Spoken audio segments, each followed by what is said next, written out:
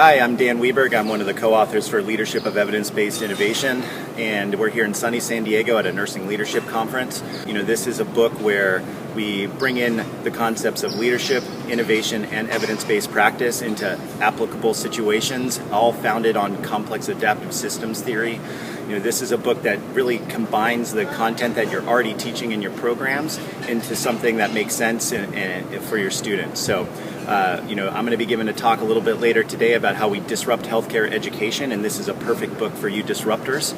The students, we've gotten really good feedback. We have tons of adoptions, both in DNP and master's level programs, and they're all focused on how do you lead change in health systems.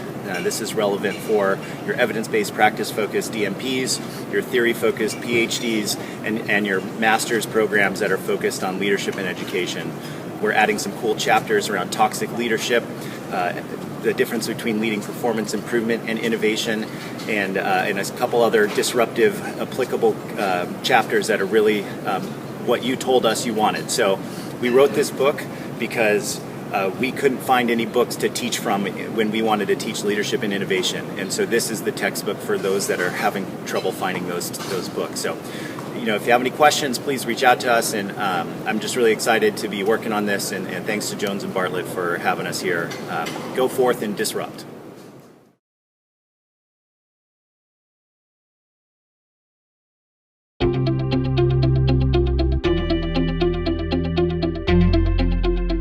Welcome, I'm Sue Ulrich, the author of Transitioning to Nursing Practice, Developing KSAs for Career Success, and I'm so glad you're here to join me as we talk about this product.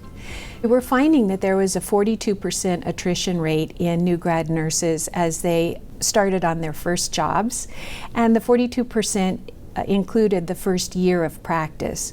When they were interviewed, the nurses revealed that many times they had encountered a critical incident that caused them to be fearful, really, of their nursing practice. And so we weren't doing a very good job of embracing them and supporting them as they took care of the most vulnerable population. So what is it? What is this course? What is this Transition to Nursing Practice, Developing KSAs for Career Success? What it incorporates are 10 learning modules. So the learning modules are based on evidence-based readings. There isn't a book associated with this particular product. All the readings are taken from research and are current, or else they're the foundation for other research that has been developed before. There are other numerous resources that are included in this particular course, many foundation documents to include a sample syllabus, resources to address assessments, both pre and post assessments, measuring student confidence or participant confidence prior to the time they engage in the course and then after they engage in the course. There is a timeline of assessments and how they might be delivered. There are also simulations.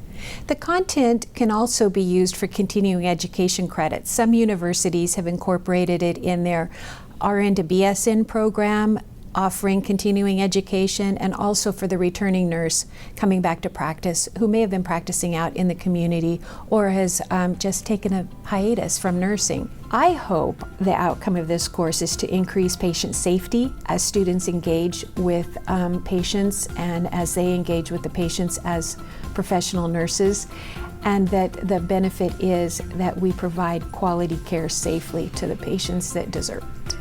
Thanks.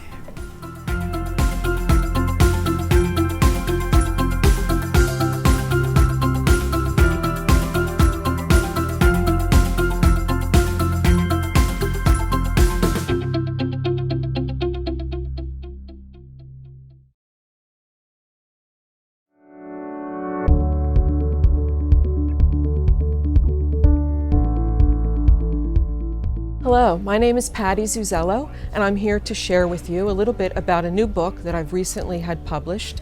It is the Indirect Care Handbook for Advanced Nursing Roles. And this handbook is a book that I'm hoping that you and your students, and also those new to practice in advanced roles, will find to be helpful. Essentially, the premise of the book is this.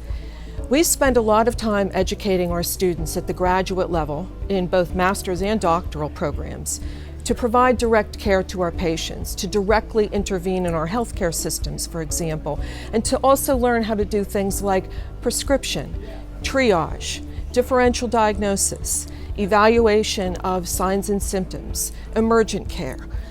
And we spend a lot of time doing this in our clinical practicum experiences for our students. But as I have taught these same students, as many of you, my colleagues, are doing now, I have found that where a gap lies is that in our attention to direct care, we oftentimes don't have the time to spend on the indirect care that is also so critically important to health outcomes, to our processes, and to our context of care. There's a lot of really rich tools available to you in this handbook, and I'm hoping that you will find that it provides you with the kind of information on a wide range of topics that we know are very important to care and very important to outcomes, and yet are not related to direct care, but rather to indirect care.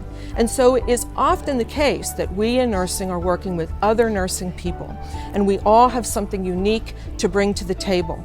And that is also one of the key components of this indirect care handbook. It is not written for one type of advanced nurse, but rather for nurses in advanced roles. I hope that you find it helpful, and thank you for your attention.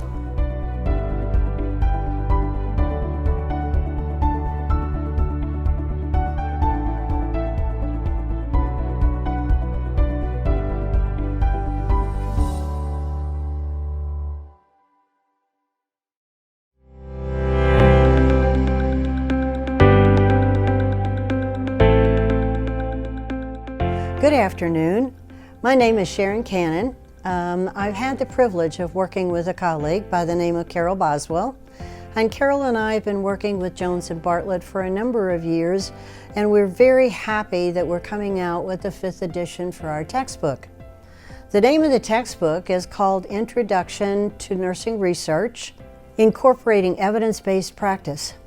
And one of the things that we dealt with over the years was we saw that we'd say the word research and our students would just sort of glaze over their eyes when they'd hear the word.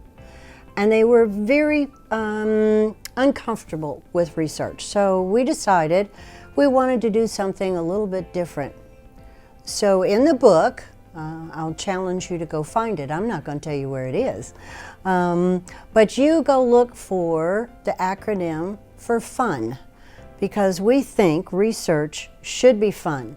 It should be something that's enjoyable.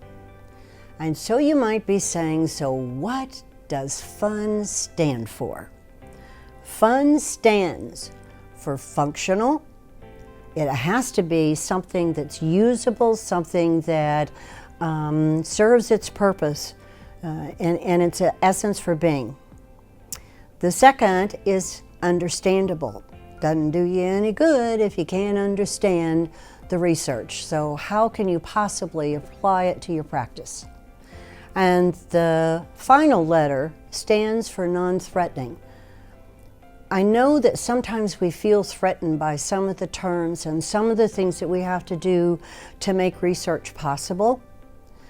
But hopefully, when you get through this textbook, you will have a greater understanding and a beginning knowledge to research and evidence-based practice that will stand you well. It's just essential in nursing that we base our practice on research, on the data, on the evidence, and not just go by a gut feeling. So I hope you enjoy this book. I hope you get things out of it that you can take and use not only at your work, but maybe even in your own personal life and your professional life, working in the community and helping others. So with that, I want to tell you it's a great journey, it's a wonderful time, and this is your first step on that journey to research. So I hope it's a long and prosperous journey for you.